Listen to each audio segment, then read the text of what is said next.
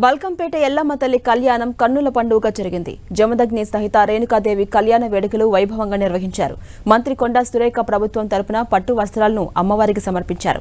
అమ్మవారిని దర్శించుకునేందుకు అనేక ప్రాంతాల నుంచి భక్తులు అధిక సంఖ్యలో రావడంతో ఆలయ పరిసరాలు కిక్కిరిశాయి. ఈ సందర్భంగా స్వల్ప తోపులాట చోటు చేసుకుంది.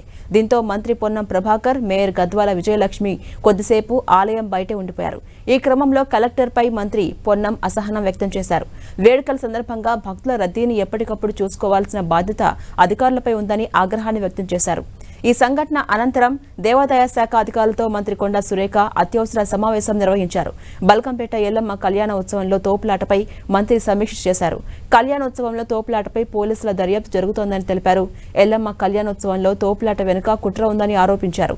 భవిష్యత్తులో ఇలాంటి ఘటనలు పునరావృతం కావద్దని అధికారులకు సూచించారు. దీనిపై నేటి సాయంత్రం వరకు నివేదిక సమర్పించాలంటూ మంత్రి పొన్నం ప్రభాకర్ అధికారులను ఆదేశించారు.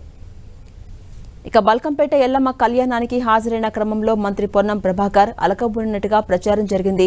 మీడియాలో వస్తున్న ఆ వార్తలను పొన్నం ప్రభాకర్ ఖండించారు. తాను అలిగినట్లుగా వచ్చిన వార్తలు అవాస్తవమని ఆయన తెలిపారు. మహిళలు వెళ్లే సమయంలో తోపులాట జరిగిందన్నారు. మేయర్ కూడా తోపులాటలో ఇబ్బంది పడ్డారని చెప్పారు.